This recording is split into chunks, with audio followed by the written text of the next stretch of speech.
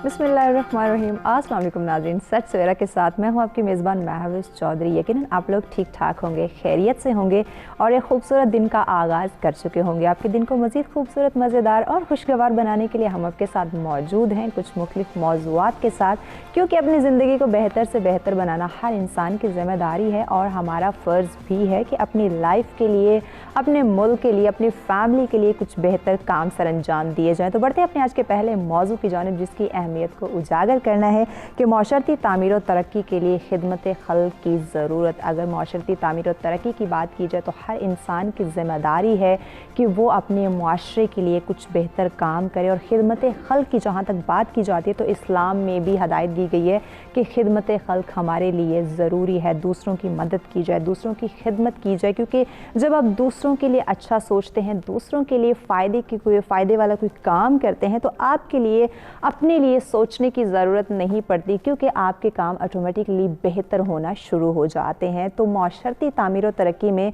खिदमत खल्क की क्या अहमियत है, क्या वैल्यू है, कितनी ज़रूरत है और कैसे हम खिदमत खल्क कर सकते हैं। और अगर मौजूदा दौर की बात की जाए तो क्या हम खिदमत खल्क कर रहे हैं या फिर नहीं कर रहे।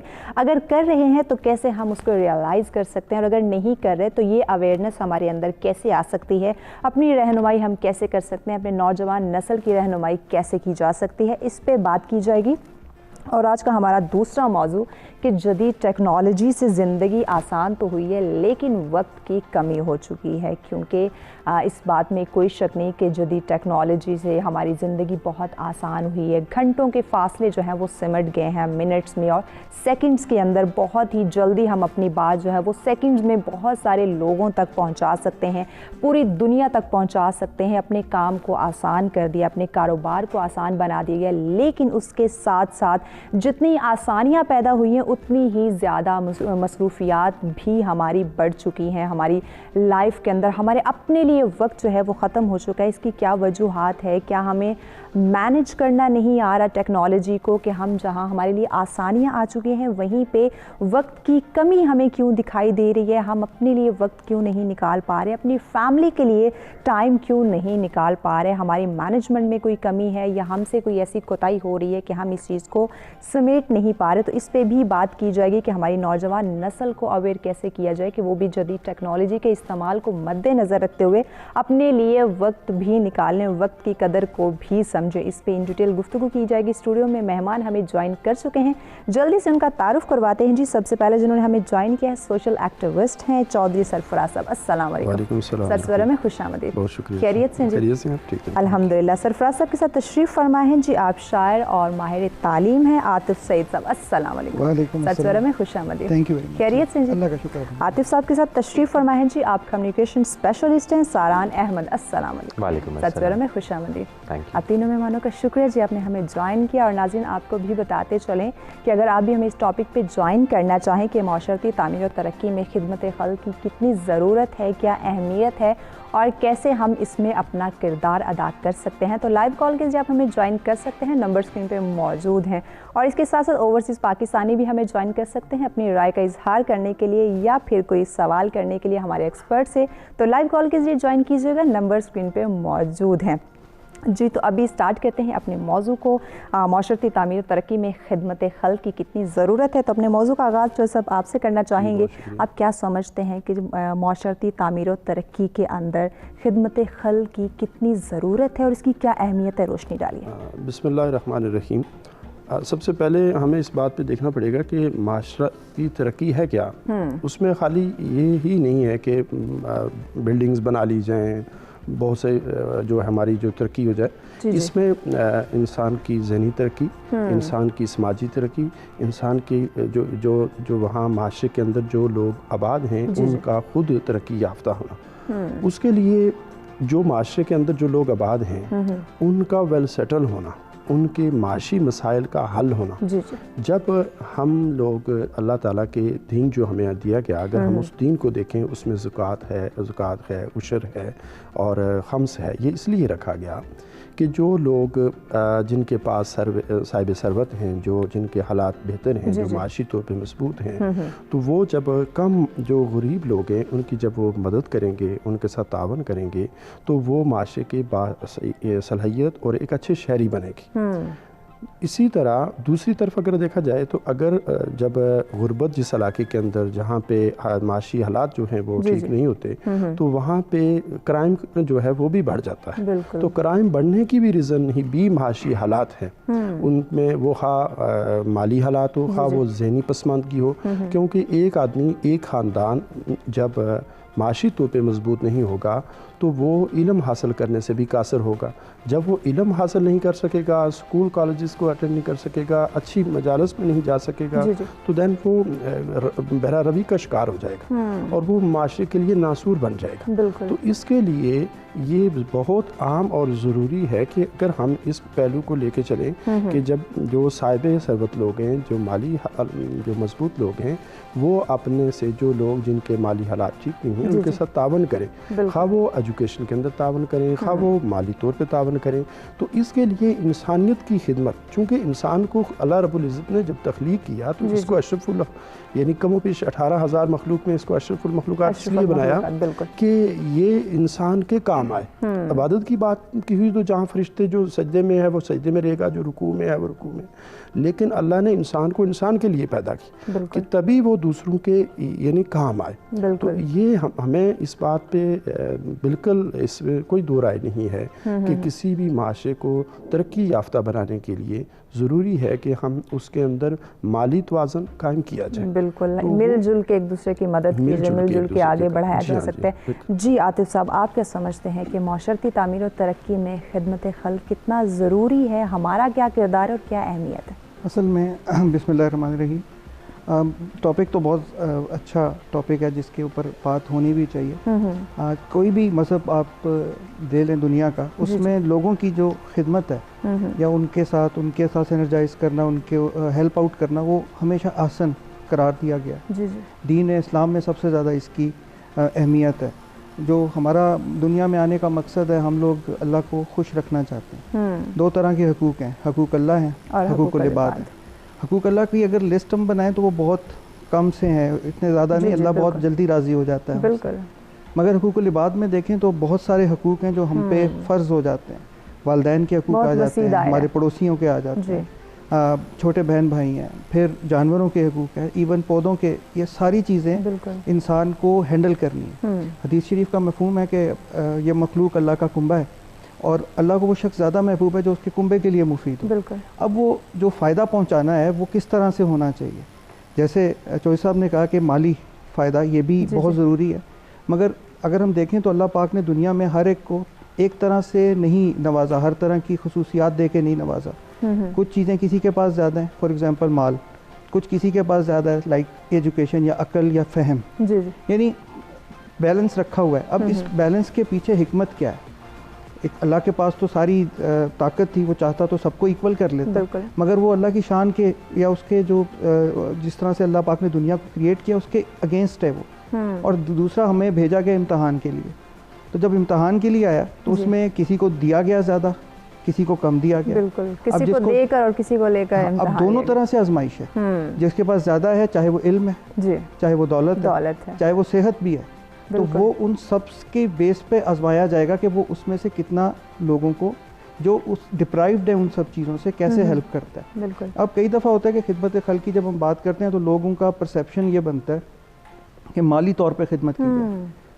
अब हर कोई इतनी इस्तात नहीं रखता, मगर सिर्फ मुस्कुरा देना, बात सुन लेना किसी की, ये भी हेल्प है। वो लोग तो बात सुनने करने के लिए परेशान बैठे होते हैं कि हमारी को सुन ले। आप कुछ भी ना कहें, जैसे कहें अल्लाह खैर करेगा, वो उसके लिए भी वो एक जुमला शायद बहुत ज़्यादा हो उस वक्त जब वो सुनना चाह रहा है।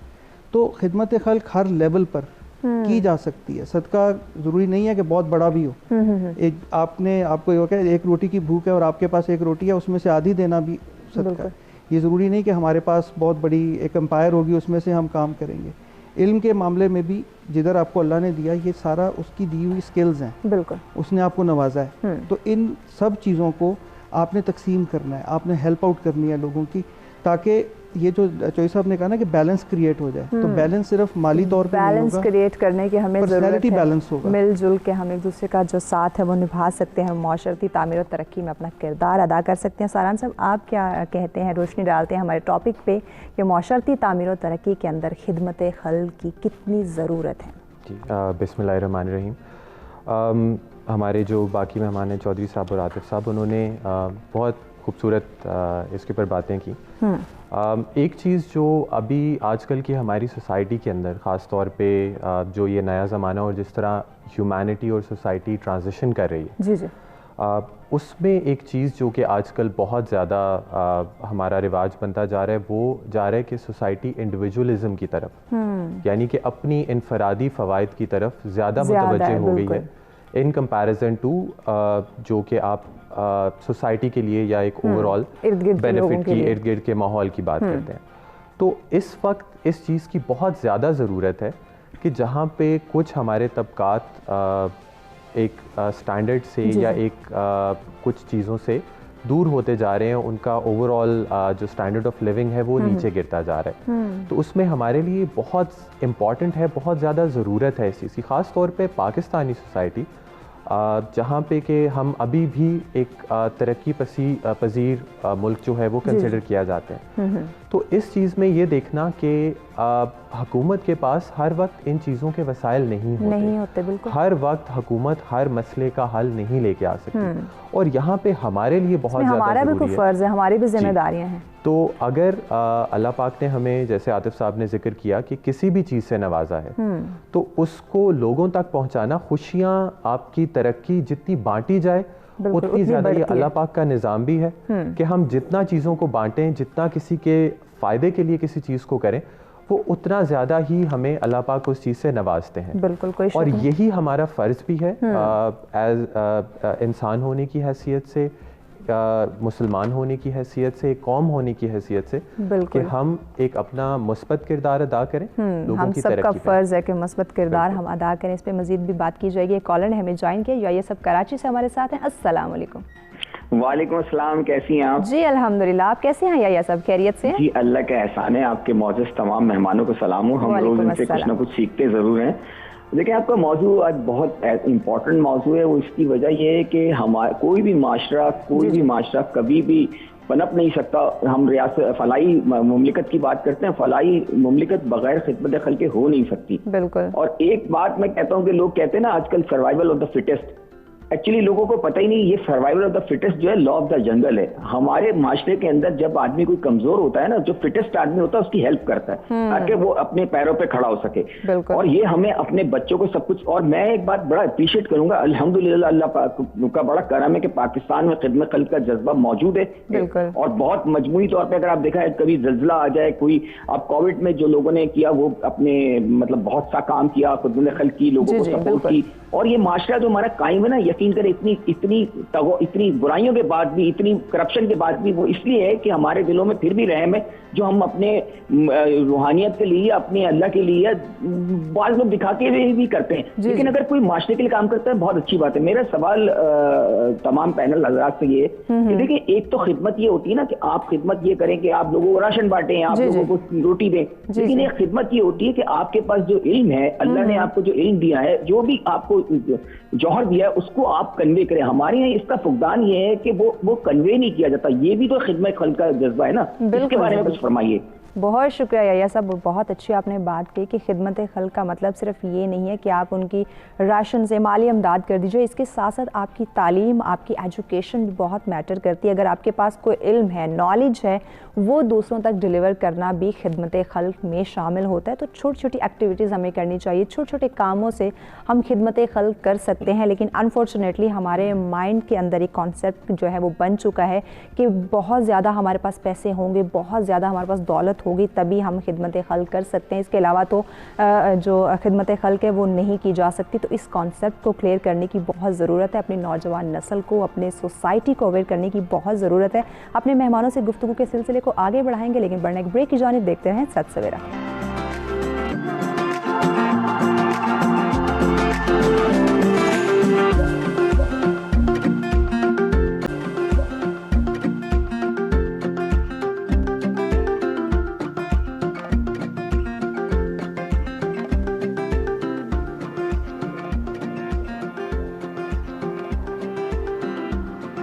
जी वेलकम बैक नाज़रीन। सच सवेरा में एक दफ़ा फिर से आपको खुशामदीद कहेंगे। और ब्रेक पे जाने से पहले जिस मौजू पे गुफ्तगू का सिलसिला जारी था कि माशरती तामीर और तरक्की में खिदमत खल्क की ज़रूरत, इस बात में कोई शक नहीं कि अगर हम माशरती तामीर और तरक्की चाहते हैं तो हमें खिदमत खल्क की बहुत ज़्यादा ज़रूरत है और बढ़ चढ़ कर इस खिदमत खल्क में अपना अहम किरदार अदा करना चाहिए ताकि हमारी दुनिया और आखिरत संवर सके। क्योंकि जब आप लोगों की मदद करते हैं, लोगों के मुश्किलात आसान करते हैं, खिदमत खल्क जिसे कहा जाता है उसमें अपना अहम किरदार अदा करते हैं, तो आपके भी तमाम प्रॉब्लम्स, तमाम मसाइल जो हैं वो ऑटोमेटिकली हल होना शुरू हो जाते हैं। अगर इस मौजू पे आप भी हमें ज्वाइन करना चाहें, अपनी राय का इजहार करना चाहें या फिर कोई सवाल करना चाहें हमारे एक्सपर्ट से, तो लाइव कॉल कीजिए, आप हमें ज्वाइन कर सकते हैं। नंबर स्क्रीन पे मौजूद हैं। जी सरफराज साहब, आपकी तरफ बढ़ेंगे। बात की जा रही खिदमत खल्क के हवाले से, तो इस्लाम की अगर बात की जाए तो खिदमत खल्क भी एक इबादत में शामिल है, लेकिन जहाँ हम बाकी इबादत कर लेते हैं वहाँ खिदमत खल्क जैसी इबादत करने से हम क्यों लापरवाह हो जाते, क्यों लापरवाही बरतना शुरू कर देते हैं? जी बजा फरमाया कि इबादत में जो है इसका बहुत अहमियत हासिल है कि आप जो है जहाँ हम नमाज रोज़ा की तरफ बड़ी वक्त देते हैं और बड़ी पाबंदी करते हैं, तो इसी तरह हम जब अगर इंसानियत की खिदमत की तरफ जाएंगे तो इंसान की खिदमत, इंसानी माशरे की खिदमत, हत्ता कि जैसे अतद भाई ने भी फरमाया कि यानी दरख्तों से और जो भी अल्लाह ताला ने ज़ीरो पे ज़मीन के ऊपर जो चीज़ें पैदा फरमाई हैं उन सब के साथ लगाव पैदा करना ये बहुत आम और बहुत ज़रूरी है। बिल्कुल। इसके लिए ज़रूरी ये है कि हम चूँकि असल जो अगर देखा जाए तो अल्लाह रब्बुल इज़्ज़त के जो हकूक़ हैं वो तो अल्लाह रब्बुल इज़्ज़त चाहें तो माफ़ फरमा देंगे। अल्लाह गफूर हैं, रहीम हैं, करीम हैं। लेकिन जो हकूक़ुल अबाद हैं, जो बंदों के हकूक़ हैं, जब तक वो माफ़ नहीं करेंगे तो उसके अंदर चूँकि हमारा जो दीन मज़हब अल्हम्दुलिल्लाह चूँकि हम मुसलमान हैं, इस्लाम जो मज़हब है हमारा, तो उसके अंदर हमें ये बहुत से वाज़े बताया गया है कि हम किस तरह से इंसान की खिदमत करें। और हमारे जो 360 सवाल हमारे पड़ोसी के बारे में क़यामत के दिन पूछे जाएंगे, तो उसके बारे में बाकायदा तौर पे अल्लाह के रसूल सल्लल्लाहु अलैहि वसल्लम ने अपने मक्का मदीना में और में रियासत जो कायम की, जो माशरा कायम किया, वो कायम करके हमें बता दिया कि आपने यानी फरमाया कि यहाँ तक इस्लाम जो है ना बारीक बीनी में यहाँ तक कहता है कि आप जो है आपके खाने की खुशबू जो है वो बाहर नहीं जानी चाहिए, आपके हंसने की आवाज़ बाहर नहीं जानी चाहिए, ताकि क्या पता कि आपके पड़ोस में रहने वाला वो किस हालत में रह रहा है, किस तरह रह रहा है। तो इसलिए माशरे को तरक्की याफ्ता बनाने के लिए, माशरे की बका के लिए और बैलेंस बरकरार रखने के लिए हमें जो है खिदमत खल्क करनी पड़ी। खिदमत खल्क सिर्फ ये नहीं, जैसे आपने भी कहा और फरमाया कि राशन बांट लें, उनको कुछ दे दिया जाए, छोटी छोटी मुस्कुराहट, यानी आप अगर गाड़ी ड्राइव कर रहे हैं, छोटे छोटे काम, आप गाड़ी ड्राइव कर रहे हैं तो किसी ने क्रॉस करना है तो आप बजाय उसको यानी सख्त नज़रों से देख लेना, गुस्सा कर लेना, बजाय मुस्कुराहट दे दें। वो क्या पता किस परेशानी से आ रहा हो, तो वो उस मुस्कुराहट से वो उसका दिल भी डाइवर्ट हो जाएगा और वो खुद भी खुश हो जाएगा। और यही छोटी छोटी यानी किसी को रास्ता दे देना, किसी के लिए आसानी पैदा कर देना, वो किसी भी शक्ल में हो सकती है। आप किसी भी उसको मतलब एक गज़वे के अंदर यानी जब शहादत का वक्त आया तो एक साहबी ने पानी मांगा, तो उसके पास जब पानी का गिलास पहुंचाया गया तो उन्होंने कहा जी, दूसरे ने आवाज़ दे दी, वहाँ पहुंचाया, तीसरे ने, उन्होंने कहा जी उसको दे दें। तो जब वो तीसरे तक पहुंचे तो वो डेथ हो चुकी थी, उनकी शहादत हुई, तो वापस आए तो तीनों की शहादत हो चुकी थी। तो उन्होंने ये करके ये हमें दिखाया, हमें बताया कि आप अपने मकासद पे दूसरों के मकासद को हावी रखें, दूसरों की ख्वाहिशात का ख्याल रखें। तो जब हम ये हमारा दीन मज़हब इसमें वाज़े यानी पूरी अल्लाह के कुरान को देख लें, सुन्नत को देख लें, उसके अंदर हमारे सुबह से घर से यानी सुबह आँख खोलने से लेके रात सोने तक अल्लाह के दीन के अंदर ये बातें मौजूद हैं कि हमने किस तरह से ज़िंदगी गुजारनी है और अपने जो माशरे में अपने साथ पड़ोस में रहने वाले लोगों के साथ कैसे बर्ताव करना है। हमारी दीवार इतनी ऊंची नहीं होनी चाहिए कि उसका यानी यहाँ तक फरमाया कि उसका साया आपके पड़ोस पे उस पर पड़े और किसी तरह भी उसको वहाँ से नुकसान हो। तो इसलिए ये जो हकूक़ुल इबाद हैं, इन पे हमें हर वक्त ख्याल करना चाहिए और इन पे जोर देना चाहिए। दीन इस्लाम में तो बड़े वाज़ेह तरीके से हमारी रहनुमाई कर दी गई है। जी, अपनी गुफ्तगू के सिलसिले को आगे बढ़ाएंगे। कॉलर ने हमें ज्वाइन किया, इम्तियाज़ साहब हमारे साथ कराची से। अस्सलाम वालेकुम। वालेकुम सलाम मैम, इम्तियाज़ जी, इम्तियाज़ साहब कैसे हैं, खैरियत से आप? सबसे पहले तो दुआएं देने का दिल चाहता है आपको और आपकी टीम को। बहुत शुक्रिया। ऐसे अच्छे उन्वानात पे आप बातचीत करते हैं जिसका मकसद यही है कि माशरे में फलाह फैले, अमन फैले बिल्कुल, और बिल्कुल। अमन अमान और मोहब्बत और भलाई की फजा कायम हो जाए। तो इसमें भी मैं चंद बातें अर्ज करना जी, जी। चाहता हूँ। सबसे पहली बात तो तमाम देखने सुनने वाले से अर्ज करना चाहूंगा जी, कि जी। तमाम फलाई इदारों की तो आप मदद करें ही करें, मगर साथ साथ सबसे अफजल है अपनी आंखों से देखें और दिल से महसूस करते हुए, जो भी आपका मुसलमान भाई या कोई भी शख्स परेशान हाल है तो उसकी मदद, उसका ख्याल रखें, क्योंकि मजहब इस्लाम टॉप टू बॉटम जी, जी। हमें हुकूकुल इबाद का ही दर्स देता है। एक लम्हे के लिए तमाम इबादत आप करते रहें, मगर हुकूकुल इबाद में पीछे रह जाएं तो बहुत मुश्किल है। बात यह है कि हमारे नबी पाक हजरत मोहम्मद मुस्तफ़ा सल्लल्लाहु अलैहि वसल्लम, मेरे आका आपके आका, उन पे दिलो जान फिदा, आखिरी खुतबे में फरमा रहे हैं नबी पाक सल्लल्लाहु अलैहि वसल्लम कि जो खुद खाओ वो अपने दूसरे मुसलमान भाई को खिलाओ, बिल्कुल। जो खुद पहनो वो अपने दूसरे मुसलमान भाई को जो है उनके लिए भी वही और पसंद पहनाओ। करो।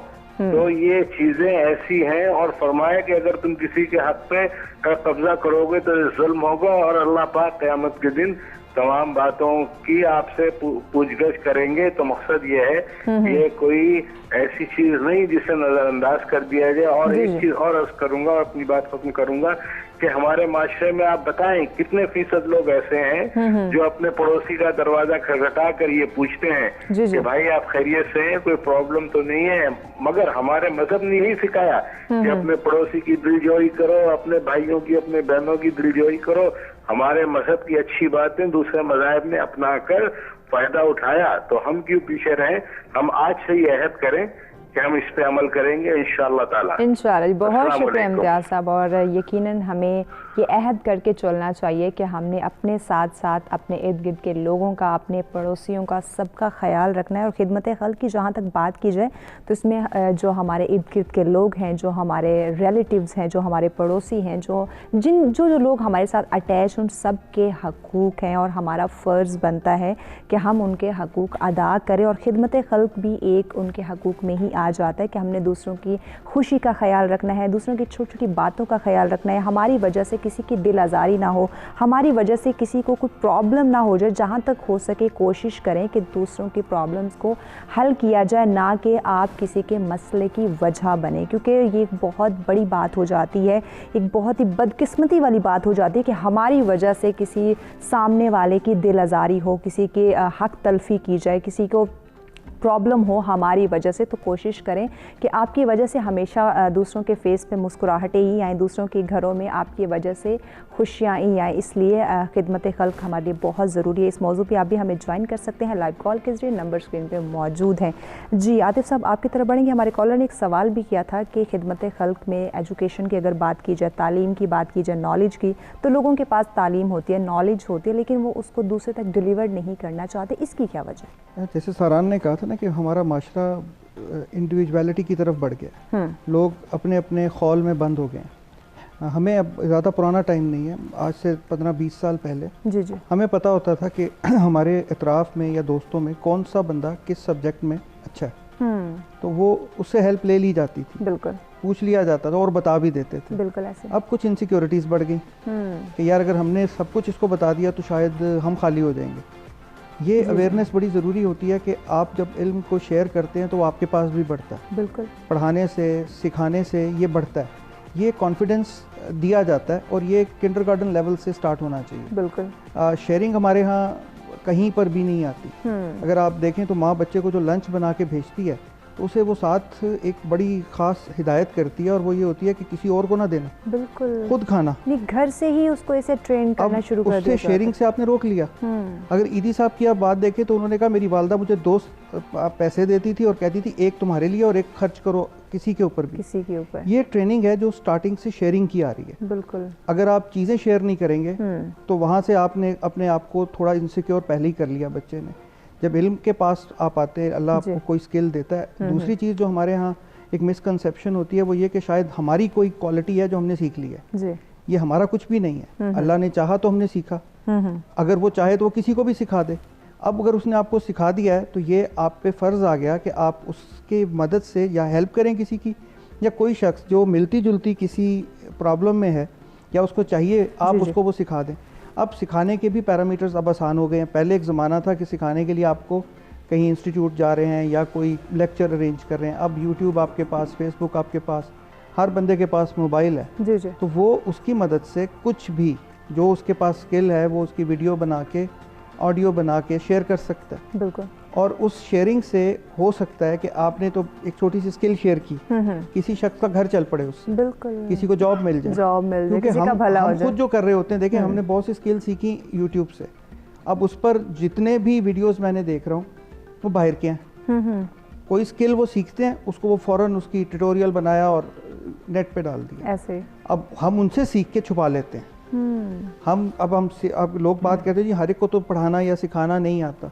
तरीक़ाकार इसका ये है कि आपको ये तो इतना तो हो सकता है कि आप किसी को रास्ता बता दें, ये तो नहीं कि आपने उसको अपने कंधों पर बिठा के उधर लेके जाना है। बिल्कुल, कोई पूछे यार फलानी जगह में उसको गाइड तो कर सकते हैं, कैसे करूं, तो उसमें ये लिंक है, इस लिंक के ऊपर फलानी चीज़ पढ़ी, आप इसको देख लो। बिल्कुल। ये किताब है, इस किताब को पढ़ लो। अब यकीन करें किताबें अब बहुत सारी सॉफ्ट में अवेलेबल है। हमारे दौर में तो वो किताबें ख़रीदना ही मुश्किल काम था। उस वक्त भी हम देखते थे कि लोग किताबें छुपा के रखते हैं। अभी सॉफ्ट में है, यानी इंटरनेट पे अवेलेबल है। किसी से कोई यार ये है नहीं यार मेरे पास तो नहीं है। इवन स्टूडेंट्स में जहाँ पे एक बड़ा ये हेल्प का कल्चर होना चाहिए, ये कल्टीवेट होगा ना, ये अचानक तो कहीं से नहीं उतरेगा। किंडरगार्टन लेवल से जब आप करिकुलम डिज़ाइन करते हैं तो वहाँ पर हमें शेयरिंग सिखाएं कि आप क्लास के अंदर देखें बच्चे जो हैं सारे इक्वल नहीं होंगे, तो टीचर्स को उस वक्त एसेस करना है कौन सा बच्चा किस में अच्छा है, उसे कि तुम इसकी हेल्प करो। बिल्कुल, यानी एक दूसरे की मदद करनी चाहिए। नॉलेज की भी बात हो तो उसको दूसरों तक डिलीवर करना चाहिए। जी सारान साहब, आप क्या समझते हैं कि माशरती तामीर और तरक्की में खिदमत खल्क के फ़रोग के लिए कौन से अदारे ज़्यादा अहम जो किरदार है वो अदा कर रहे हैं? जी बिल्कुल, आई थिंक मेरे मुताबिक इसमें एक चीज़ जो बहुत ज़रूरी है वो ये है कि डिफ्रेंशिएट करना कि खिदमत खल्क के क्या फ़वाइद तो हैं लेकिन उसकी किस्में क्या हैं। इसमें एक बहुत अहम पहलू ये है कि एक तो खिदमत खल्क वो होती है जो कि किसी इमीडिएट प्रॉब्लम को या किसी इशू को रिज़ॉल्व कर रही होती है। मसलन कि आपका कोई अगर आपने किसी को देखा जिसके पास शायद खाने की या कोई ऐसी चीज़ नहीं है तो आपने उसकी मदद की। लेकिन इसका दूसरा पहलू या इसका दूसरा एस्पेक्ट ये भी है कि क्या आपने उसको कोई ऐसे मौके फराहम किए कि वो खुद मुख्तार होके उसको सस्टेन कर सके। आपकी एक दफ़ा की मदद जो उसको बार बार किसी के पास मदद मांगने के लिए आने के जो पहलू है उससे रोक सके। तो ये बहुत ज़रूरी है कि जहाँ पे कुछ हमें ऐसे सिनेरियोज़ या ऐसी सिचुएशंस मिलती हैं जहाँ पे हमें इमीडिएट किसी की मदद करनी पड़ती है, वो फाइनेंशियल मदद हो जाए या किसी और तरीके से हो जाए, लेकिन ये बहुत ज़रूरी है कि अगर खुदा ताला ने हमें ये वसाइल दिए हैं या हमारे पास कोई ऐसी अपॉर्चुनिटी है तो हम किसी को इस तरीके से उसकी मदद की जाए जिसमें उसके लिए एक सस्टेनेबल फ्यूचर बन सके। उसके लिए तालीम एक बहुत बड़ा इसमें मिसाल है कि आप किसी बच्चे को, किसी अंडर प्रिविलेज बच्चे को या फैमिली को आप पढ़ाएं ताकि वो आज की जो उसकी पढ़ाई है वो उसकी बाकी सारी नस्लों और उसके बाकी सारे टाइम के लिए उसकी मदद कर सके। सिमिलरली अगर कोई ऐसी सिचुएशन में है जहाँ पे उनके पास काम नहीं है तो उसको रेडी लगा के देना ज़्यादा बेहतर होगा बजाय इसके कि आप उसको 100, 200, 300, 400 रोटी के लिए दे दें। तो ये हमारे लिए भी और जिन लोगों को खुदा ताला ने इस्तात दी है उनके लिए बहुत ज़रूरी है कि इस चीज़ पे फोकस किया जाए ताकि एक सस्टेनेबल आपके लिए जो है वो किसी की मदद हो सके।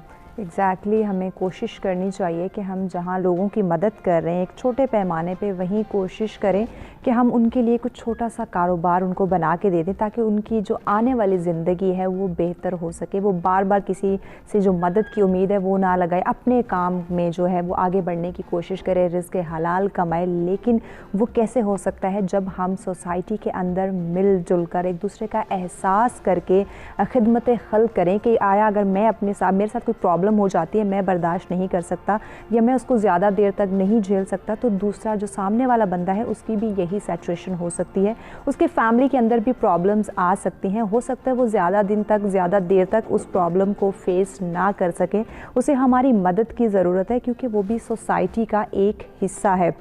तो कैसे लोगों के अंदर अवेयरनेस क्रिएट की जा सकती है कि वो अपने इर्द गिर्द के माहौल का ख्याल रखें और लोगों की मदद करें, यानी कि खिदमत खल्क करें। इस बात को भी आगे बढ़ाएंगे, लेकिन बढ़ने एक ब्रेक की जानिब हमारे साथ रहिएगा।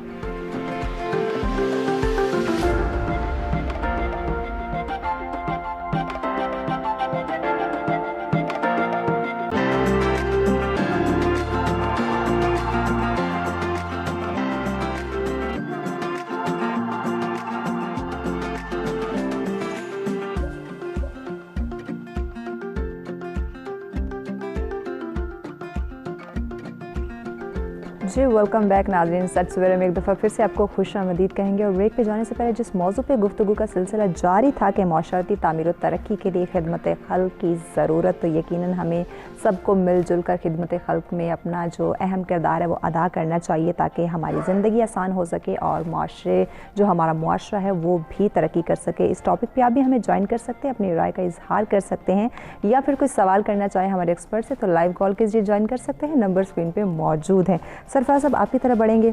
एनजीओज़ की बात की जाए या फलाई अदारों की बात की जाए तो हमारी मेजॉरिटी जो हमारा एक माइंड कॉन्सेप्ट बन चुका है वो यही कि खिदमत खल्क करना एनजीओज़ की ज़िम्मेदारी है या फलाई अदारों की है, लेकिन हमारी नहीं है। इस कॉन्सेप्ट को कैसे क्लियर किया जाए? शुक्रिया। मैं इसके बारे में ये कहूँगा कि हर शख्स एक इदारा है। हर शख्स खुद ही, जैसे सारान साहब ने एक पॉइंट रेज़ किया, और एक हमारा एक इदारा है, हम उसके तहत भी ये काम कर रहे हैं कि बजाय एक फैमिली को आप एक मंथ का राशन दे दें, उसको ग्रासी की आइटम दे दें, कुछ दे दें, बजाय उसके उसको आपको ये कारोबार खोल के दे दें। बिल्कुल। और ये इसके लिए किसी इदारे का होना ज़रूरी नहीं है, किसी एनजीओ का होना ज़रूरी नहीं है। जिस एक स्ट्रीट में आप रह रहे हैं, 50 घर हैं, तो वो घर मिल के एक जो ऐसा वहाँ उस गली के अंदर या नेक्स्ट स्ट्रीट में कोई ऐसी फैमिली रह रही है जो माशी तौर पे या तालीमी मैदान में जिनका बच्चा बहुत अच्छा इंटेलिजेंस है बट वो नहीं जा सकता किसी अच्छे कॉलेज में, यूनिवर्सिटी में,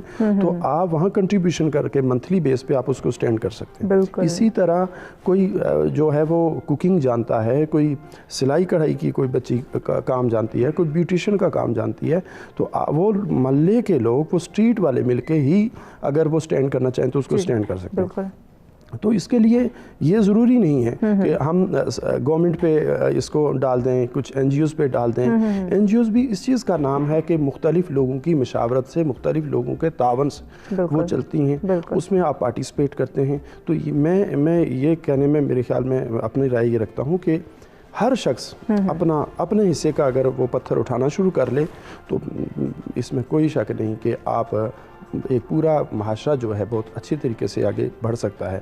इसमें ज़रूरी नहीं है कि हम किसी का सहारा लें, किसी एनजीओ की तरफ जाएं तो और उसमें जाके हम देखें कि कौन सा इदारा वो जिम्मेदारी है, उसकी रिस्पॉन्सिबिलिटी है। जैसे हम कहते हैं कि एक सिग्नल पे है या रोड पे हम जा रहे हैं तो हम कहेंगे ट्रैफिक वाले की ज़रूरत है, ट्रैफिक वाले का काम है रोड को वो क्लियर करे। अगर हर ड्राइवर, हर गाड़ी वाला अपनी गाड़ी की लाइन लेंथ ठीक कर ले तो कभी भी प्रॉब्लम ना हो। हम खुद से हर काम को खुद से स्टार्ट कर लें, उसके लिए कोई प्लानिंग की ज़रूरत नहीं, कोई बहुत बड़े बैंक बैलेंस की ज़रूरत नहीं। जैसे भाई ने भी पहले कहा कि आप एक छोटा एक काम करने छोटे स्टेप से, छोटे स्टेप से। मैं उसकी एक और मिसाल दूँ कि आज ये कूड़े का बहुत परेशानी है पूरे पाकिस्तान में भी, पहले कराची में, फिर लाहौर में। हम इसकी मिसाल लें कि एक स्ट्रीट के लोग, एक घर का आदमी अपने घर के सामने से और वो अपने रोड गली का आधा हिस्सा साफ़ कर ले, उठा ले, और उसके साथ कि मैंने कई बहुत अच्छे लोगों को ये भी देखा कि उन्होंने अपने बाइक के साथ अपनी गाड़ी में उन्होंने एक शापर रखा होता है, वो अखबार उठा के उसमें डाल रहे होते हैं। तो जब आप साफ़ कर लेंगे खुद तो उसके साथ दूसरा देखने वाला वो ऑटोमेटिकली वो भी सफाई शुरू कर देगा। तो उससे एक हमारी सफाई की जो है वो मुहिम चल पड़ेगी, चेन बन जाएगी। इसी तरह अखबार जिस पे अल्लाह का नाम, कुरान की आयत लिखी हैं, वो उठाना शुरू कर लेंगे। इससे एक तो बात ये होगी कि हमारा जो है माहौल जो है वो साफ़ हो जाएगा। दूसरी बात ये होगी कि हमारे अंदर तकब्बर का खात्मा हो जाएगा। तीसरी बात ये होगी जो ज़रूरी है कि अल्लाह रब्बुल इज़्ज़त की ज़ात राज़ी हो जाएगी, जिससे रब जब राज़ी हो गया तो वो कामयाब हो गया। तो अगर कामयाबी चाहिए, अपनी चाहिए, माशरे की चाहिए, अबदी जो ना ख़त्म होने वाली ज़िंदगी की कामयाबी चाहिए, तो उसके लिए ज़रूरी है कि रब को भी राज़ी किया जाए, रब की मखलूक को राज़ी।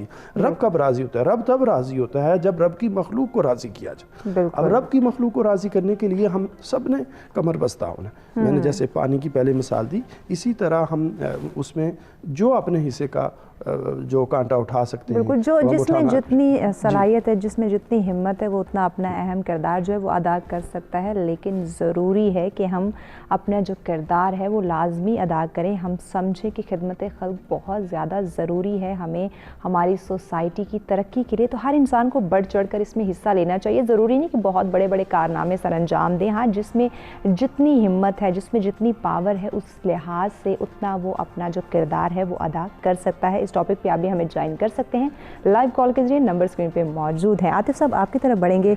कोई शक नहीं कि खिदमत खल्क से हमारी जो सोसाइटी की तरक्की है, माशरती तामीर और तरक्की ज़रूरी है, लेकिन इससे मस्बत जो नफ्सियाती असरात हैं वो भी तो मुरतब हो सकते हैं। रोशनी डालिए। बिल्कुल बिल्कुल सही कहा आपने कि ये जो आपने वेल बीइंग होना है ना, हर शख्स भाग रहा है पीस ऑफ माइंड के लिए जी। साइकेट्रिस्ट के पास जा रहे हैं, साइकोलॉजिस्ट के पास जा रहे हैं, योगीज़ के पास जा रहे हैं कि जी हमें सुकून नहीं है। बिल्कुल। अब सुकून की तलाश कहाँ पर होनी है? ये बहुत अहम चीज़ है कि सुकून आपको मिलेगा जब किसी और को आप देंगे। बिल्कुल। वासिफ साहब ने कहा था कि जो चीज़ तुम्हें चाहिए वो बांटना शुरू करो। इल्म चाहिए इल्म बांटो, दौलत चाहिए दौलत बांटो, बिल्कुल। सुकून चाहिए सुकून बांटो, आसानियाँ चाहिए आसानियाँ बांटो। ये बांटने वाला काम मैंने जैसे बताया ना कि हमें किंडरगार्टन लेवल से, घर के लेवल से ही नहीं सिखाया जा रहा होता, तो आगे जाकर फिर हम उस इनसिक्योरिटी के अंदर रहते हैं, उस ब्लॉक में रहते हैं जी। इंस्टीट्यूशन वाइज हम, जैसे चौधरी साहब ने कहा, हर इंसान एक इदारा है, तो मेन हम लोग इसलिए लिमिट हो जाते हैं कि जी मैं अकेला क्या कर सकता हूँ ऐसे। तो एक वो स्टोरी सी मैंने पढ़ी, उसमें उन्होंने बताया कि एक आदमी साहिल पे वॉक कर रहा था जी जी। तो देखा कि बहुत सी मछलियाँ समंदर से इस तरफ आ गई साहिल पर और वो तड़प रही थी। तो एक बच्चा छोटा सा 8-10 साल का वो उठा के मछलियाँ फेंक रहा है, वो हज़ारों की तादाद में है, मगर वो एक एक मछली फेंक रहे हैं अंदर। तो बाद में बुजुर्ग ने उसे जाके कहा कि यार तुम क्या कर रहे हो ना, इससे कोई फ़र्क नहीं पड़ेगा। तो उस बच्चे के हाथ में जो मछली थी उसने वो उठा के पानी में फेंकी, कहते इसको पड़ गया पर, हज़ारों को तो नहीं पड़ रहा मगर एक को तो पड़ रहा है। एक को तो पड़ ये गया। सोच आपको लेके आनी है हाँ। कि मेरे अकेले का काम एक शख्स के लिए। बिल्कुल। आपको नहीं पता कि ये चेन किस तरह से चलती है, ये अल्लाह का निज़ाम कितनी खूबसूरती से जाता है। बिल्कुल। आप कोई काम कर लेते हैं कि यार इससे मुझे, मेरा ख्याल है इससे, जैसे चौधरी साहब ने कहा ना कि आपने रास्ता दे दिया किसी को, जी जी। आपका वो रास्ता देना किसी शख्स की जान बचा सकता है। हम तो एम्बुलेंस को रास्ता नहीं दे रहे होते, ऐसे ही। मगर हो सकता है वो किस हरी में हो, किसी प्यारे की आखिरी सांसें चल रही हो और उसने वहाँ पहुँचना है, आपने उसका रास्ता रोक के जिद में खड़े हो गए। ये चीज़ें इंडिविजुअल लेवल से स्टार्ट होती हैं। बिल्कुल। फिर आपका जो जहनी सुकून है, जी, जो आपका रूहानी सुकून है, वो इनसे लिंक्ड है। नमाज पढ़ रहे हैं हम, बाकी इबादत कर रहे हैं, सुकून फिर भी नहीं है। सुकून नहीं है। वजह क्या है कि हमें ये नहीं पता कि हम जिस मस्जिद में जा रहे हैं, जमात के साथ पढ़ रहे हैं, वहाँ के लोगों के मसाइल क्या हैं। बिल्कुल। हम जिस मोहल्ले में रह रहे हैं वहाँ पर लोगों के मसाइल क्या हैं। इसकी एक एग्जांपल हमारे फैमिली में थी कि एक जो इदारा, जैसे ना एक शख्स इदारा है, उस बच्ची ने सिर्फ एक काम किया कि हमारे सबके घरों में अनयूज्ड मेडिसिन होती हैं, हम ले आते हैं, एक्स्ट्रा ले आए, वो पड़ी हुई हैं और वो पड़े पड़े एक्सपायर होती हैं, एट दी एंड हम उसे फेंक देते हैं। बिल्कुल। उसने हर 6 महीने के बाद एक राउंड किया फैमिली का और वो मेडिसिन जो आपको नहीं ज़रूरत वो इकट्ठी करनी शुरू कर दी। सही। और वो किसी हॉस्पिटल में, किसी फलाही इदारे के थ्रू उसने कहा ये डिस्ट्रीब्यूट कर दें जिसको चाहिए। अब इसमें कोई एफर्ट नहीं है, कोई पैसा नहीं लग रहा, बिल्कुल, कोई आपकी और तरह की एक्टिविटी ना किसी के पास जाके मांगना पड़ा है, वही फैमिली है बिल्कुल जिसके अंदर आप घूम रहे हैं। बिल्कुल। और वहाँ से इकट्ठी करके मैंने कहा कितना हो जाता है, कहती 80,000 90,000 तक की मेडिसिन हो गई। और कई उनमें ऐसी थी जो लाइफ सेविंग थी। एक लाए बुजुर्ग थे, उनके लिए रखे हुए, मगर उनकी डेथ हो गई, वो दवाइयाँ वैसी पड़ी हैं, वापस भी नहीं की किसी ने, लेते भी नहीं, कई दफ़ा केमिस्ट भी वापस नहीं लेते ऐसे। तो they are used in that. किताबें हम पढ़ते हैं, बच्चा अगली क्लास में चला जाता है, पुरानी किताबें रद्दी में फेंक देते हैं। अब बच्चों को पहले ये सिखाएं कि इसको गंदा नहीं करना किताब को। बिल्कुल। अब वो गंदा नहीं करेंगे जब, तो वो किताब आप किसी और के काम ले आएंगे। ऐसे जब उससे आप किसी और को पढ़ते देखेंगे ना, तो नफ्सियाती तौर पर आपको सुकून मिलेगा। आप जो जिस तलाश में हैं वो इसी जगह पर है। आप दुनिया में देख लें, जितना चैरिटी का काम, बिल गेट्स को देखें, कितना बड़ा उसने एम्पायर बना लिया, मगर उसकी चैरिटी, उसकी जो ओवरऑल इनकम है उसका 80% है। बिल्कुल। और कम नहीं हो रही उसकी पे, या उसकी इनकम कम नहीं हो रही, वो बढ़ती जा रही है। बिल्कुल, खुशियाँ बांटने से बढ़ती हैं, क्योंकि जितना आप बांटेंगे, जितना डिस्ट्रीब्यूट करेंगे, उतना ही ज़्यादा आपके लिए भी खुशियाँ, आपका कारोबार बढ़ता जाएगा। जी सारान साहब, आप क्या समझते हैं कि मौजूदा दौर की जो नौजवान नस्ल है उनको कैसे अवेयर किया जाए कि खिदमत खल्क बहुत ज़रूरी है माशरती तामीर व तरक्की के लिए? जी बिल्कुल। एक तो जो हमारा सबसे बड़ा मीडियम है जिसके ऊपर आजकल बातचीत हो भी रही है, वो तो इंटरनेट है और उसके साथ करना है। लेकिन एक चीज़ जो कि जिसका एक्सेस भी है सब यूथ के पास, वो है आजकल के ब्रांड्स। हमारे जो बहुत बड़े बड़े ब्रांड्स हैं, जो कि अगर हम उसको उसका हम गौर से देखें जी जी, तो उसमें वो सारे ब्रांड्स इवेंचुअली इसी मार्केट के अंदर एग्जिस्ट कर रहे हैं और यहीं से उनकी रीच भी है यूथ के पास, उनको यूथ इंडोर्स भी करता है, उनके ऊपर जो है यूथ का बिलीफ भी है। तो ये एक तरह से ब्रांड्स की भी रिस्पॉन्सिबिलिटी बनती है। काफ़ी सारे ब्रांड्स, काफ़ी सारी कंपनीज जो कि यहाँ पे एग्जिस्ट करती हैं, आतिफ साहब ने भी बिल गेट्स का भी नाम लिया, जो कि बहुत बड़े बिजनेसमैन हैं और वो इस तरह की काफ़ी फिलांथ्रपी करते हैं। लेकिन जो एग्जिस्टिंग ब्रांड्स हैं मार्केट के अंदर, जो कंपनीज हैं, उनके थ्रू भी ये बहुत ज़रूरी है कि इस चीज़ को उजागर किया जाए, यूथ को डिफरेंट कैंपेन्स करके किया जाए। लेकिन obviously at the end of the day जो घर का माहौल है और जो दीन की तालीम है, वो ही हमारे लिए एक सबसे बड़ा सोर्स ऑफ नॉलेज ख़ास तौर पे इस चीज़ के लिए है। माएँ जो कि बच्चों के साथ जब उनकी तालीम और तरबियत कर रही होती हैं, ख़ास तौर पे ना सिर्फ माएँ बल्कि वालिदैन, वालिद साहब भी जो होते हैं उनके, तो ये घर के माहौल से ही चीज़ शुरू होती है। और यूथ की अगर हम बात करें तो जाहिर है कि तालीम, अभी कुछ देर पहले हमारी ऑफ द कैमरा यही बात हो रही थी कि काफ़ी सारे सब्जेक्ट्स जो कि हमें यूनिवर्सिटीज़ में, जो स्कूल्स में पढ़ाए जाते थे, जिस मकसद से, जिस वजह से वो पढ़ाए जाते थे, वो पीछे रह गया है। और अब जो ज़्यादा इन्हिसार या जो ज़्यादा फोकस हो गया है यूथ का भी, वो ये हो गया कि उसको याद करके रिप्रोड्यूस कर दिया जाए इम्तिहान की तारीख में एक पर्चे के ऊपर। उसका अगर हम एसेंस देखें और उसकी ट्रू वैल्यू को समझें तो हमारे एजुकेशन सिस्टम के अंदर भी इसको इम्प्लीमेंट करना, इसकी नेचर को, और हमारे अपने सोसाइटी के अंदर इतनी सारी मिसालें हैं, इतनी सारी मिसालें हैं। अब्दुल सत्तार ईदी साहब बीइंग जो कि दुनिया के लिए एक मिसाल है, वहाँ से ही शुरू किया जाए और उसको आगे लेके जाए। बहुत सारे इदारे हैं, एग्जैक्टली बहुत सारे इदारे मौजूद हैं, बहुत सारे एग्जाम्पल्स हमारे सामने हैं जिनको मद्देनज़र रखते हुए हम अपनी ज़िंदगी में आसानियाँ पैदा कर सकते हैं। अगर हमें रहनुमाई हासिल करनी है तो उन एग्जाम्पल्स का मुतालिया कर लें, उनको स्टडी कर लें, तो यकीनन हमारे तमाम सवालात के जवाबात हमें मिल जाएंगे। इस सिलसिले को आगे बढ़ाएंगे, लेकिन ब्रेक की जाने बढ़ना है, हमारे साथ रहिएगा।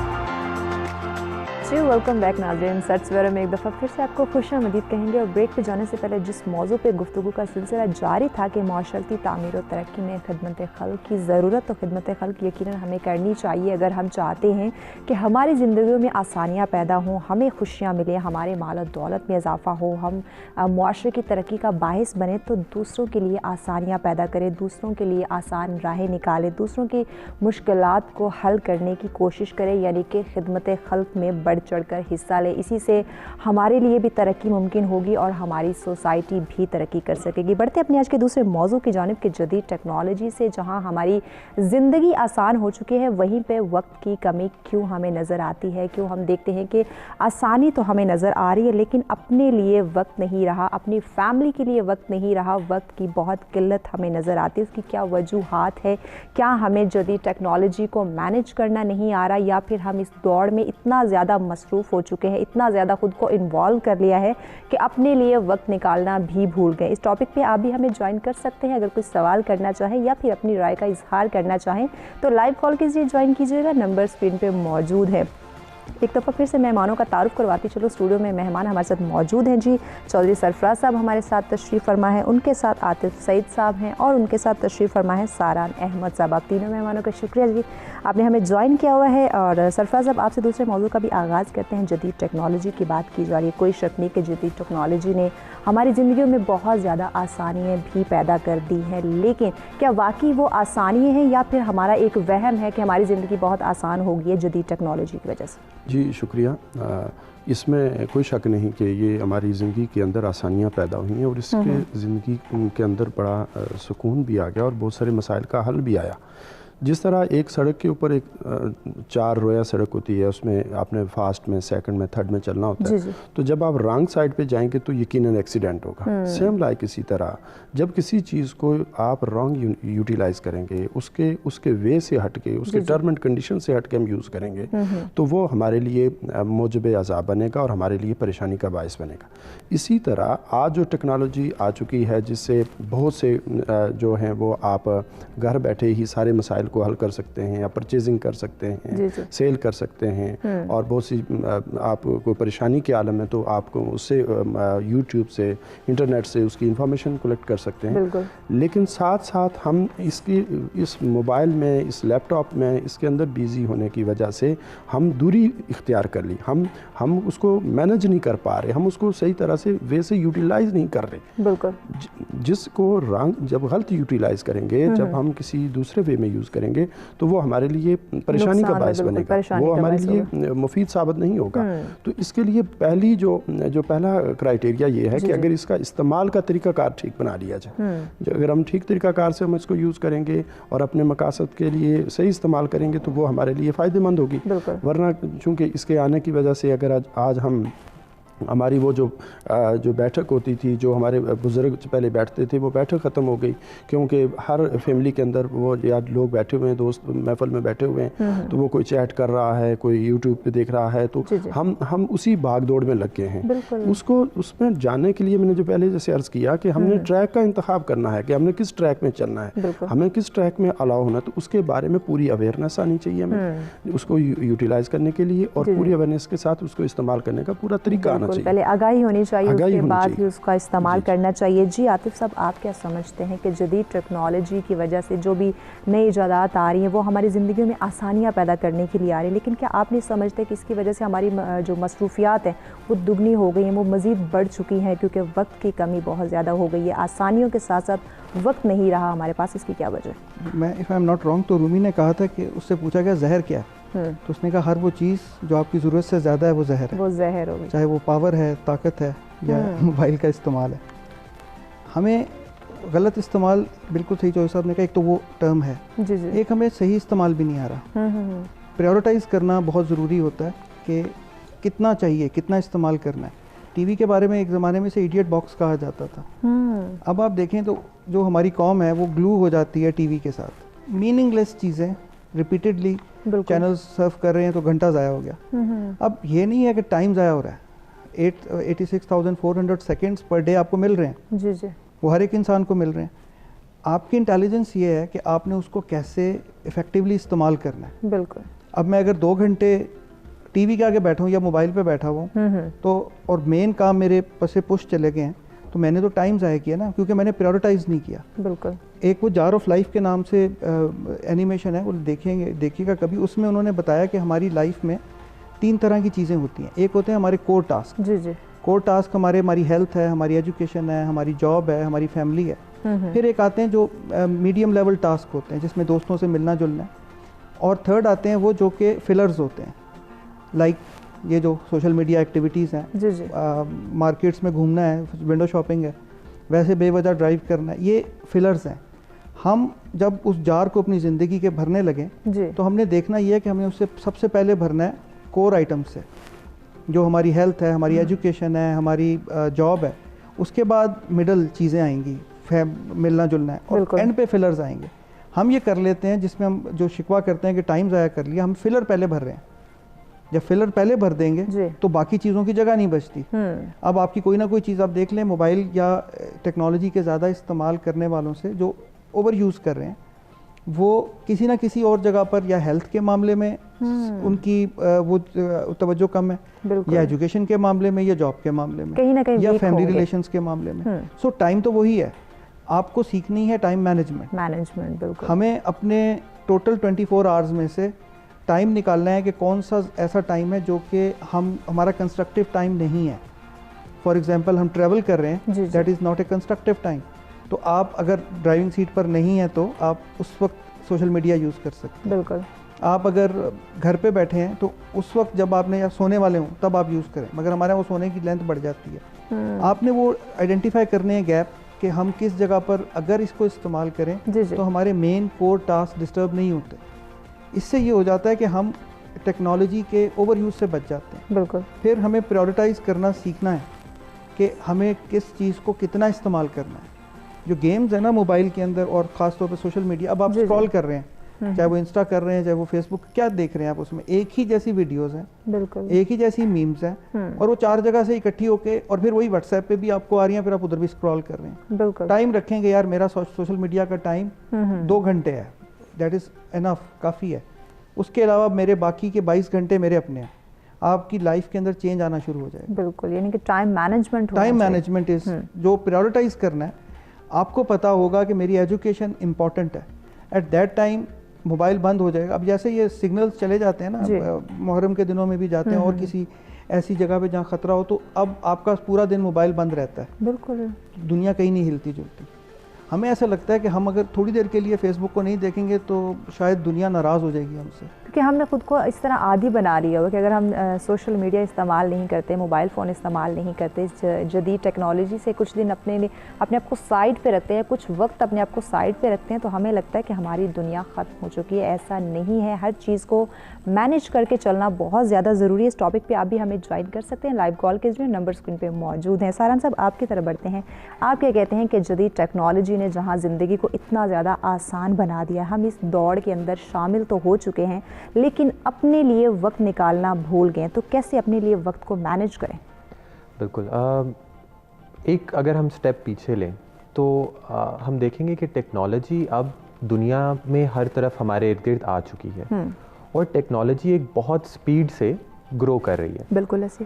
मैं अगर इसको एक खाके की सूरत में लेके आऊँ तो वो ऐसे है कि जैसे एक ट्रेन है जो कि चल रही है और उसका फ्यूल जो है वो हम लोग हैं। बिल्कुल, हम ही उस टेक्नोलॉजी के अंदर काम करते हैं, हम ही उस टेक्नोलॉजी की डेवलपमेंट का हिस्सा हैं और हम ही हैं जो इस टेक्नोलॉजी को आगे बढ़ा रहे हैं। बिल्कुल। तो बात यहाँ पे आ जाती है कि हम जब ये सारी चीज़ें कर रहे हैं तो जैसे आतिफ साहब ने बात की कि जो जार ऑफ लाइफ है जी जी, उसको हमने प्रायोरिटाइज करना है, क्योंकि हम ही इस चीज़ को चला रहे हैं। टेक्नोलॉजी हालांकि हमें फ़ायदा दे रही है, बिल्कुल, लेकिन वो एक अक्सर दफातर के अंदर ये चीज़ बहुत दफ़ा कोट की जाती है कि जी आप जिस नौकरी के लिए दिनों रात काम कर रहे हैं, कल अगर आप बीमार हो जाएं या आपके साथ खुदा न खास्ता कोई हादसा हो जाए तो अगले दिन ही आपको उससे रिप्लेस कर दिया जाएगा एक नए एम्प्लॉय के साथ। बिल्कुल। तो बात यह है कि आपने प्रायोरिटाइज कैसे करना है। Technology at the end of the day जहाँ पे हमें बहुत ज़्यादा फ़ायदा दे रही है, साथ साथ हम लोग उसके अंदर अपने उसके इस्तेमाल को, उसकी चीज़ों को हमने देखना है कि हम कैसे कर सकते हैं। आजकल टेक्नोलॉजी ने जहाँ हमें बहुत ज़्यादा फ़ायदा दिया, अगर हम देखें तो ज़ाहिर है टेक्नोलॉजी हमने बात की कि एंटरटेनमेंट पर्पस के लिए भी ज़ाहिर है बहुत ज़्यादा इस्तेमाल होती है, लेकिन अगर हम पुराने टाइम में देखें तो एंटरटेनमेंट क्या होती थी कि 4 लोग बैठ के और बात किया करते थे, फैमिली गैदरिंग होती थी। अब टेक्नोलॉजी या एंटरटेनमेंट भी जो उससे रिलेटेड है वो एक इंडिविजुअलिज्म की तरफ आपको लेके जा रही है। 4 लोग बैठ के भी मोबाइल के अंदर अपनी ही पिक्चर्स या अपने ही फ्रेंड्स की वो उसको स्क्रॉल कर रहे होते हैं। बिल्कुल। तो यहाँ पे आके हमें अंदाज़ा लगाना होता है, जैसे हमारे मेहमानों ने भी बात की कि किस जगह पे जाके हमें इसको रोकना है, किस जगह पे जाके हमें इसका सही फ़ायदा लेना है। बिल्कुल, ये हम पे डिपेंड करता है कि हमने जदीद टेक्नोलॉजी का इस्तेमाल जो है वो कैसे करना है, क्योंकि मस्बत और मनफी असरात दोनों मुरतब हो सकते हैं, लेकिन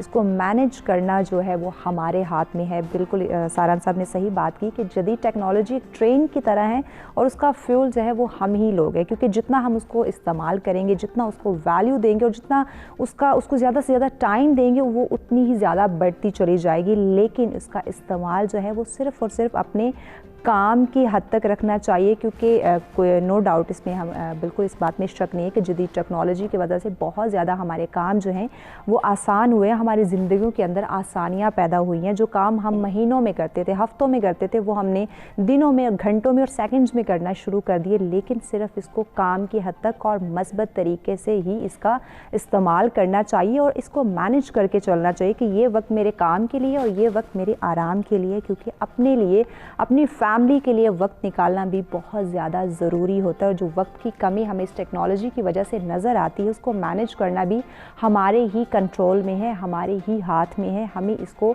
बढ़ा भी सकते हैं और हम ही इसको कम भी कर सकते हैं। लेकिन कैसे कम किया जाए इस जदीद टेक्नोलॉजी के इस्तेमाल को कि ज़िंदगी को आसान रखने के साथ साथ अपने लिए वक्त भी निकाला जाए, अपनी फैमिली के लिए वक्त भी निकाला जाए, अपने रिश्तों के लिए भी वक्त भी निकाला जाए, इस पर भी बात करेंगे। लेकिन बढ़ने एक ब्रेक की जानिब हमारे साथ रहिएगा।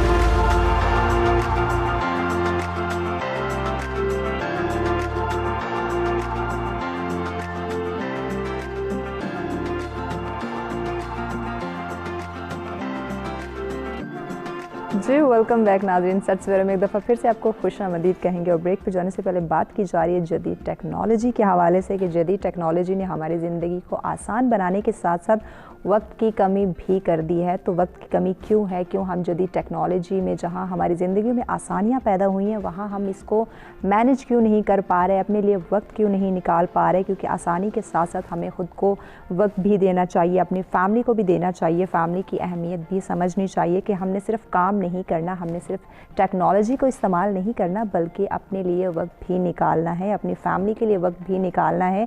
क्योंकि ज़िंदगी बहुत खूबसूरत नेमत है जो कि एक ही बार मिलती है, तो इसके लिए वक्त निकालना भी बड़ा ज़रूरी होता है। तो आप भी इस मौजू पे हमें ज्वाइन कर सकते हैं, लाइव कॉल के ज़रिए, नंबर स्क्रीन पे मौजूद है। और इसके साथ साथ ओवरसीज़ पाकिस्तानी भी हमें ज्वाइन कर सकते हैं लाइव कॉल के ज़रिए। अगर कोई सवाल करना चाहें या फिर अपनी राय का इजहार करना चाहें तो लाइव कॉल के ज़रिए ज्वाइन कीजिएगा, नंबर स्क्रीन पे मौजूद हैं।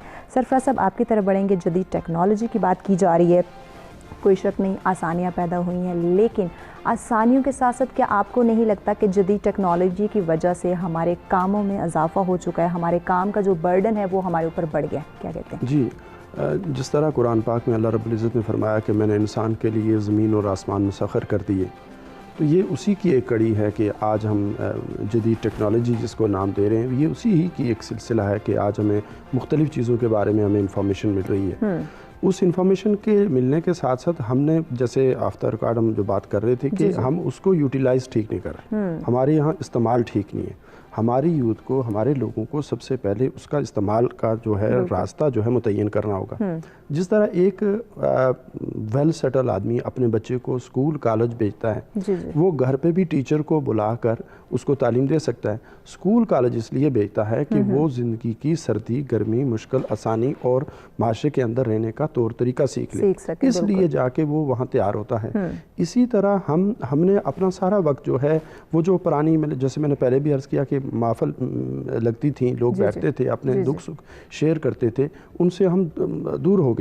आज हम सिर्फ अपने कोई चीज़ मंगवानी तो मोबाइल और नेट से मंगवा लेते हैं, सारे मामलात अपने सॉल्व करने जा रहे हैं उसको।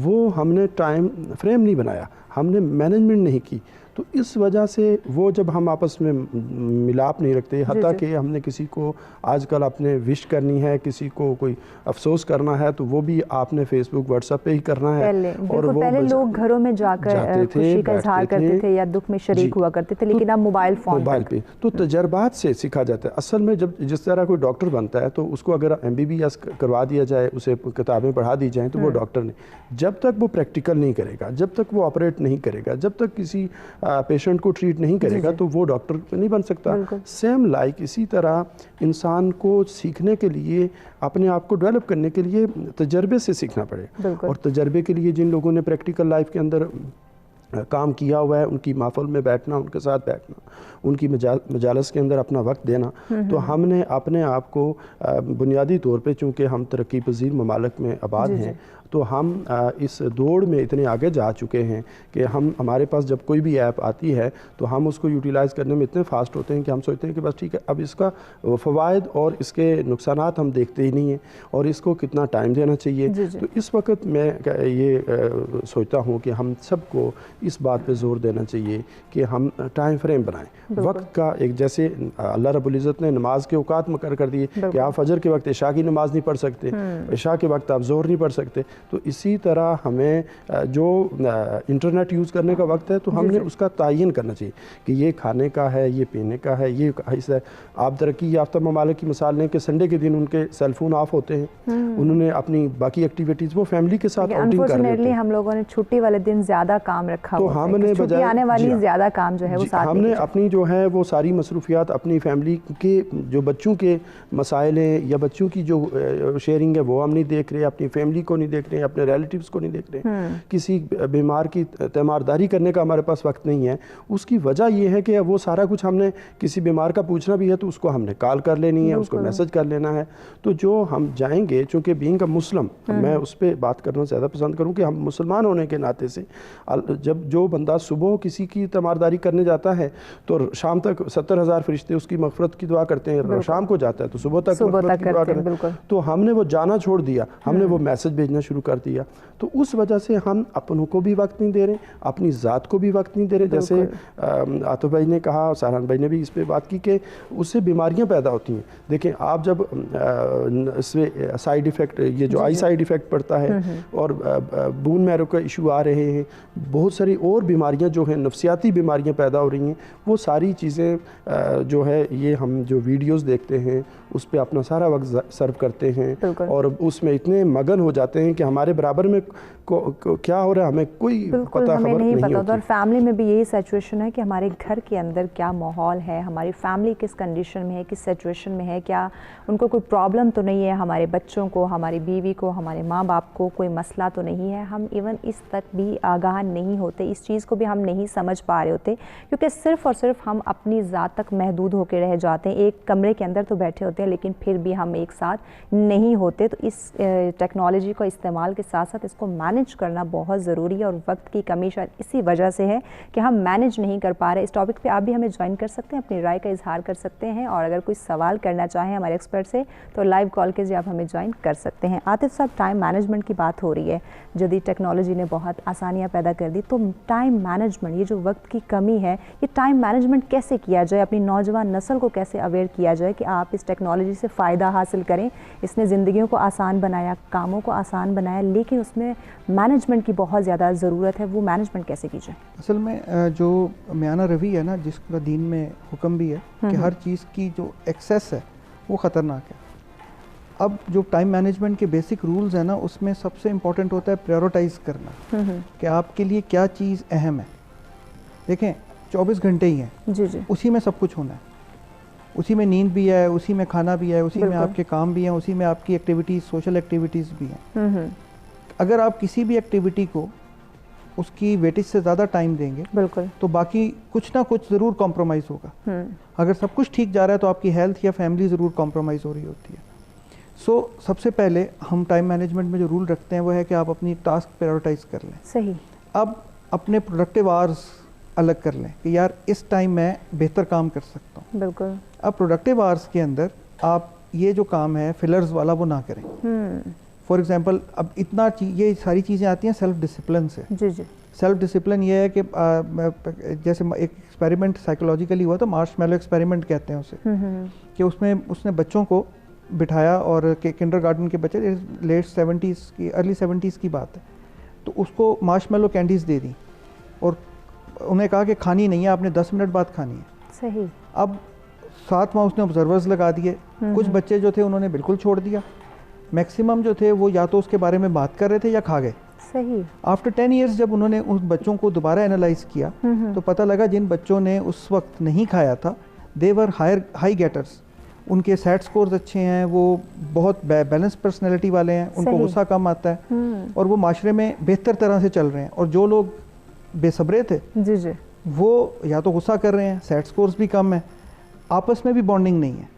तो वहाँ से उन्होंने जो डिड्यूस किया कि सबसे इम्पॉर्टेंट चीज़ है सेल्फ डिसिप्लिन। सही। कि आपने अपने आप को रोकना है। अब कोई एक्सटर्नल चीज़ नहीं रोक सकती।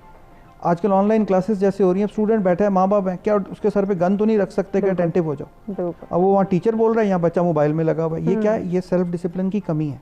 सही।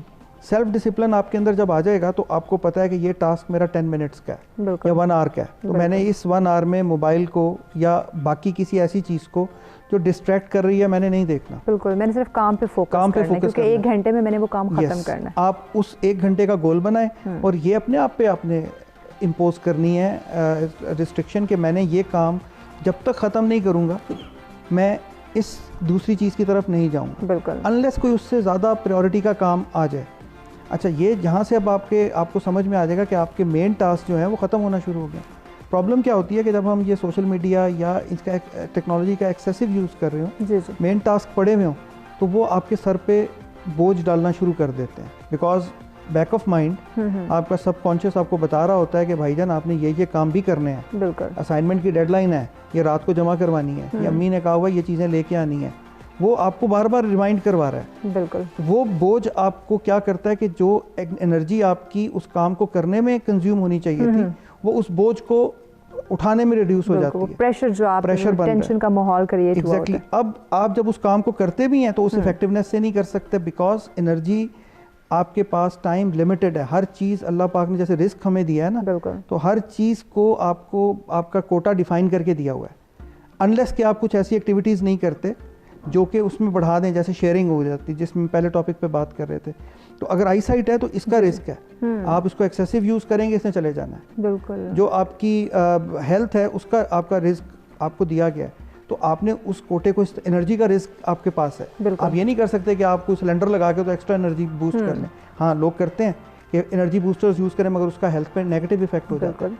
तो प्रायोरिटाइज जब हम कर लेते हैं, जहाँ ये सेल्फ डिसिप्लिन में आ गया, ये काम मैंने कर लिया, ये काम कर लिया, आप सुबह उठें, टू डू लिस्ट बनाएं, बिल्कुल, ये मेरे काम है, और टिक करते जाएं, बना लें अपनी रूटीन में टिक करते जाएं, ये हो गया, ये हो गया।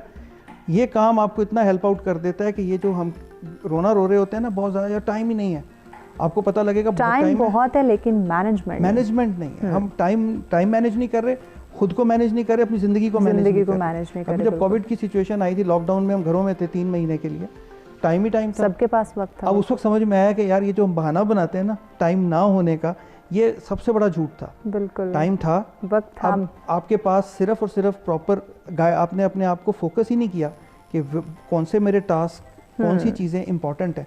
एजुकेशन इंपॉर्टेंट है, यस, उस पर टाइम लगाना है। जॉब जिसकी मदद से मैं ये टेक्नोलॉजी इंजॉय कर रहा हूँ, हेल्थ जिसकी वजह से सब कुछ है। बिल्कुल। अगर खुदा ना खास्ता आपकी बिनाई चली जाती है तो क्या करेगी टेक्नोलॉजी आपके लिए? या आपकी जैसे बोन्स के इश्यूज आजकल बहुत ज़्यादा हैं कि जी वो आपकी बोन स्ट्रेंथ कम हो गई है, वजह कि आप बैठे हैं एक पोज में, अगर वो खुदा ना खास्ता चली जाए तो आप कुछ भी नहीं कर सकते। बिल्कुल। तो इन तमाम कामों को बेहतर तरीके से सर अंजाम देने के लिए हमें टाइम मैनेजमेंट की बहुत ज़्यादा ज़रूरी है कि आप इस टेक्नोलॉजी का इस्तेमाल तो करें लेकिन अपने लिए वक्त भी निकालें। तो अपने लिए वक्त कैसे निकाल सकते हैं, इस पर भी गुफ्तगू की जाएगी। बढ़ते हैं एक ब्रेक की जानिब, हमारे साथ रहिएगा।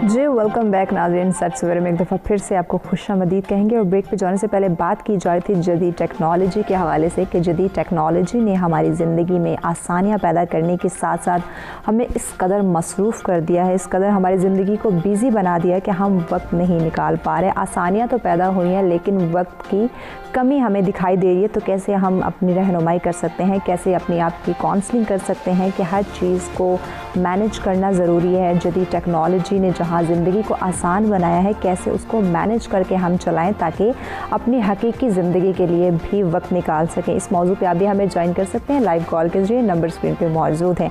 जी सरान साहब, आपकी तरफ बढ़ेंगे। आप क्या समझते हैं कि कैसे जदीद टेक्नोलॉजी का इस्तेमाल तो करें, ज़िंदगी आसान तो बनाए, लेकिन लोगों की काउंसलिंग कैसे की जाए कि वो इसको इस्तेमाल के साथ साथ वक्त की पाबंदी भी करें, वक्त को भी मद्देनज़र रखें कि हर चीज़ को हमने वक्त देना है, मैनेज करना है और अपने लिए वक्त निकालना है। जो वक्त की कमी दिखाई दे रही है, इसकी काउंसलिंग कैसे की जाए? टेक्नोलॉजी की जब हम बात करते हैं तो टेक्नोलॉजी सिर्फ लिमिटेड नहीं है मोबाइल के इस्तेमाल और लैपटॉप के इस्तेमाल से या बाकी चीज़ों के इस्तेमाल से। टेक्नोलॉजी हमारे और भी बहुत सारे ज़िंदगी के अनासर हैं जिनके ऊपर हमें बहुत ज़्यादा फ़ायदा देती है और उसका इस्तेमाल हमारे लिए ना सिर्फ टाइम बचाता है बल्कि हमें फ़वाइद भी देता है। लेकिन अगर हम पर्टिकुलरली बात करें इस चीज़ की कि किस तरह से अपने आप को वो जो एक मी टाइम की बात होती है उसको किया जाए, आई थिंक इसका स्टार्ट जो है वो तो सबसे पहले बच्चों से होता है। अनफॉर्चुनेटली जो आजकल रिवाज बन चुका है वो ये है कि बच्चों को तालीम और तरबियत या बाकी चीज़ों के साथ साथ उनको मोबाइल फ़ोन दे दिया जाता है जो उनको डिस्ट्रैक्ट करता है। सबसे ज़्यादा इम्पॉर्टेंट ये है कि जब आपका बच्चा मोबाइल फ़ोन इस्तेमाल कर रहा होता है तो वो एक बड़ी कन्फाइंड स्पेस में चला जाता है। उसका विज़न, उसकी क्रिएटिविटी उस स्क्रीन तक लिमिटेड होती है। उसके बरक्स अगर हम देखें कि एक जब हमारा टाइम होता था तो बचपन में हम लोग बाहर खेला करते थे, मट्टी में भी खेला करते थे, गन में भी खेला करते थे, लेकिन एक गैदरिंग की एक्टिविटी होती थी। बिल्कुल। आपकी जो सोशल इंटरेक्शंस होती हैं वो सिर्फ अगर स्कूल तक लिमिटेड ना हो बल्कि एक कैजुअल एनवायरनमेंट में बच्चे के लिए प्रोवाइड की जाए, जहाँ पे वो अपने दोस्तों से सिर्फ पढ़ाई या उस एनवायरनमेंट में मुलाकात या बातचीत ना कर रहा हो, बल्कि घर में आके स्क्रीन के बजाय अपने दोस्तों के साथ बाहर साइकिल भी चला रहा हो, तो एक ना सिर्फ उसकी फिजिकल डेवलपमेंट होती है बल्कि उसकी सोशल डेवलपमेंट भी हो रही होती है। कल को उसके पास वो एक्सपीरियंस और वो रिसोर्सेज होते हैं कि एक सोसाइटी का अच्छा हिस्सा बन सके, लोगों के साथ मिलके एक कलेक्टिव काम के जरिए कर सके, और लीडरशिप स्किल्स बहुत डेवलप होते हैं बच्चों में। लेकिन जैसे ज़्यादा लोगों से मिलता है उसके अंदर और मज़ीद इंफॉर्मेशन डेवलप होती है, मज़ीद एक क्रिएटिव माइंड जो है वो उसमें बहुत सारी चीज़ें सामने लाता है, बहुत कुछ सीखता है, तजुर्बा होता है उसमें। बिल्कुल। और उसमें एक जो बहुत इंपॉर्टेंट चीज़ है वो ये है कि बच्चा अपनी चीज़ को एक्सपीरियंस कर रहा होता है, बिल्कुल अपनी जो सराउंडिंग होती है उससे खुद से नतीजा अक्स कर रहा होता है, बजाय इसके कि स्क्रीन के ऊपर उसे बताया जा रहा है कि ये चीज़ होगी तो इस तरह होगा। जब वो खुद से एक सिचुएशन में एक चीज़ को एक्सपीरियंस करता है जिसका हर दफ़ा एक डिफरेंट नतीजा निकलेगा, वो सही गलत की पहचान भी कर सकता है, वो सही गलत की खुद से पहचान करने का जो है वो केपेबल हो सकता है। अब बात आती है कि एडल्ट्स को कैसे करना चाहिए, या एडल्ट्स अपने लिए वो जो एक मी टाइम की बात होती है वो कैसे कर सकते हैं। तो सबसे इम्पॉर्टेंट तो ये है कि सेल्फ डिसिप्लिन, जैसे आतिफ साहब ने बात की, बहुत ज़्यादा ज़रूरी है कि सेल्फ डिसिप्लिन करना ना सिर्फ हमारी बाकी चीज़ों में जो कि काम से रिलेटेड है, बल्कि अपनी पर्सनल लाइफ के अंदर भी एक बहुत ज़रूरी चीज़ जो कि कही जाती है वो ये है कि अक्सर लोगों को कंप्लेन होती है कि हम रात को सो नहीं पाते, कि हमारी नींद पक्की नहीं है। और कहा यह जाता है, जो स्टडीज़ ने शो किया है, कि जो स्क्रीन की आपकी मोबाइल की ब्राइटनेस होती है या टेलीविज़न की होती है, लेकिन आजकल तो ज़्यादा मोबाइल की होती है, उसकी वजह से आपको नींद की गहराई या वो जो एक नींद आपकी प्रॉपर होती है वो हो ही नहीं पाती, क्योंकि आपकी बॉडी उसमें जा नहीं सकती, आपकी आंखों पे वो इफेक्ट करता है। तो बहुत ज़रूरी है कि यूजुअली ऑनलाइन भी आपको ये इन्फॉर्मेशन मिल जाती है ऑथेंटिक सोर्सेज से, आप अपने डॉक्टर से भी कंसल्ट कर सकते हैं कि कितना टाइम पहले आप मोबाइल का इस्तेमाल छोड़ दें। इससे ना सिर्फ आपका माइंड रिलैक्स होता है बल्कि आपकी आंखें रिलैक्स होती हैं, आपकी नींद ज़्यादा बेहतर होती है। एक चीज़ जिस पे मैं ज़रूर बात करना चाहूँगा वो ये है कि डिसिप्लिन और बाकी सारी चीज़ें अपनी जगह, लेकिन आजकल सोशल मीडिया की वजह से बहुत सारे, ख़ास तौर पे यूथ के अंदर मेंटल हेल्थ इश्यूज़ बहुत ज़्यादा क्रिएट हो चुके हैं। और उसकी जो एक रीज़न है वो ये भी है कि सोशल मीडिया पे हम कभी भी अपनी हकीकत नहीं दिखाते। बिल्कुल। सोशल मीडिया पे हम वो चीज़ें दिखाते हैं जो हम चाहते हैं कि लोग देखें और हमारे बारे में एक परसेप्शन बनाएं, लेकिन उससे होता क्या है कि देखने वाला मे बी उसको एक अच्छे तरीके से देख के उसमें खुशी का इजहार कर सके, लेकिन काफ़ी सारे लोग इस चीज़ से डिसहार्ट भी होते हैं। बिल्कुल। कि अज्यूमिंग कि जी मैंने ग्रेजुएट किया 5 साल पहले और वो देखे मेरे एक दोस्त ने नई कार खरीद ली या नया घर बना लिया, मैं अभी यहीं पे बैठा हूँ। इस जगह पे आके बहुत ज़रूरी है कि हम जो इन्फॉर्मेशन जो रिसीव कर रहे हैं सोशल मीडिया से या टेलीविज़न से या किसी भी और जगह से, टेलीविज़न में भी बहुत ज़्यादा फॉल्स परसेप्शन को पोर्ट्रे किया जाता है कई फिल्मों में, ड्रामों में, कई जगह पे। तो उसमें हमें देखना होता है कि उससे हम मोटिवेशन हासिल करें, बिल्कुल एक पॉजिटिव तरीके से उस इंफॉर्मेशन को अपने अंदर करें और उसी को बेस बनाते हुए अपना प्रोग्रेस की तरफ और अपने आप को डेवलप करें। जो सोशल मीडिया के ऊपर, जदीद टेक्नोलॉजी के ऊपर जो भी मवाद आप देख रहे हैं उसको मस्बत तरीके से लेना चाहिए, उससे कुछ इंफॉर्मेटिव चीज़ें हासिल करने की कोशिश करनी चाहिए जो हमारी ज़िंदगी में आसानियाँ पैदा कर सके, जो हमें फ़ायदा दे सके, ना कि नेगेटिव चीज़ों की तरफ जाएं और उन नेगेटिव चीज़ों के अंदर इतना उलझ जाएं कि फिर हम बाद में बात करें कि हमारी ज़िंदगियाँ आसान तो हैं लेकिन हमारे पास वक्त नहीं है। तो इन चीज़ों को हमने खुद ही पहचानना है। जी सरफराज साहब, टाइम हमारे पास शॉर्ट है, तो जाते हुए हमारे नाज़रीन के लिए क्या मैसेज देना चाहेंगे दोनों मौज़ूआत को मद्देनज़र रखते हुए? पहला मौज़ू खिदमत खल्क़ के हवाले से था और दूसरा जदीद टेक्नोलॉजी में जो आसानियों के साथ साथ वक्त की कमी दिखाई दे रही है, तो दोनों को मद्देनज़र रखते हुए आपका मैसेज। जी शुक्रिया। मैं दोनों मौजू पे पहले तो मैं खिदमत खल्क़ के हवाले से बात कर लूँ।